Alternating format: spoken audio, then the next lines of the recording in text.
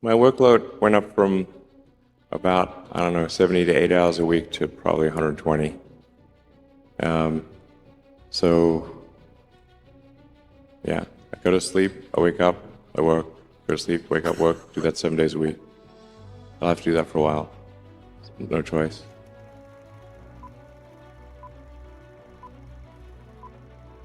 And you do 16-hour days, and you work 7 hours a week, and you fly all over the place.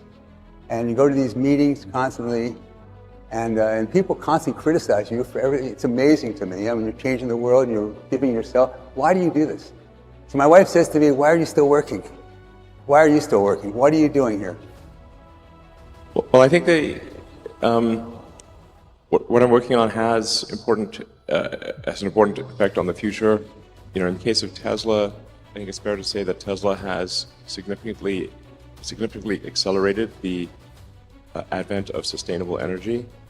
You know, before Tesla, no one was doing electric cars, and now, as a result of Tesla, I think almost every major car company in the world is building electric cars, and that's a pretty big deal.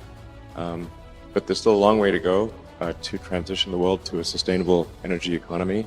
So we still have a lot of work ahead of us at Tesla, but that's our goal there. And then for SpaceX, I think it's important for the future to be exciting and for humanity's existence to be ensured over the long term. I think we must become a multi-planet species and a spacefaring civilization. We're here like 4.5 billion years after Earth got started, 13.8 billion years into the age of the universe. And it's only now, recently, in the last 5,000 years, that we invented writing. I would say date the first civilization by when there was the first writing, which was in ancient Sumeria around 5 or 6,000 years ago. So we've basically just been here for a very brief instant. A blink. All of human civilization is a blink of an eye, if there was an eye, on an evolutionary timescale. So I think it's important we take the actions to ensure that the light of consciousness continues, and because we should really view consciousness as a small candle in a vast darkness, and it can easily go out. I was working, doing research in Silicon Valley on a completely different subject and trying to start this company at the same time. And when it came time to decide, do I want to do graduate studies or do I want to start this company? And I decided to start the company. I had no money. So we found that an office was actually cheaper than an apartment in Silicon Valley. So we got this dinky little office that had a leaky roof. It was just the nastiest place you can imagine. And you lived in it too. And I lived in it too and showered at the YMCA. This lasted for about 3 or 4 months. And the reason we chose this office, in addition to it being really cheap, was that there was an internet service provider on the floor below. So we were able to get really cheap internet access by drilling a hole in the floor and connecting to their server directly. Depending upon how well you want to do, and particularly if you're starting a company, you need to work super hard. So what does super hard mean? Well, when my brother and I were starting our first company, instead of getting an apartment, we just rented a small office and we slept on the couch. We're so hard up, we had just one computer. So the website was up during the day, and I was coding at night. 7 days a week, all the time. So briefly, I had a girlfriend in that period, and in order to be with me, she had to sleep in the office. So work hard, like, every waking hour. That's the thing I would say, particularly if you're starting a company. And if you do simple math, say like, okay, if somebody else is working 50 hours and you're working 100, you'll get twice as much done in the course of a year as the other company. At what point as you were raising him, did you think there might be something different about this little boy? From the age of 3. Really? He just reasoned with me so well, and I didn't know how he could figure out things. I mean, he was 3. Mm-hmm. And then I sent him to school early because and they said, you can't send him, as the youngest person in the class. And I said, he really needs other stimulation as well.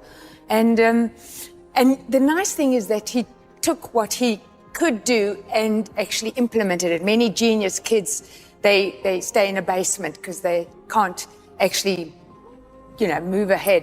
I don't think you'd necessarily want to be me. What's the worst part about I don't think you? people would like it that much. Well, most people wouldn't, but they can't be you. That's like some superhero type shit.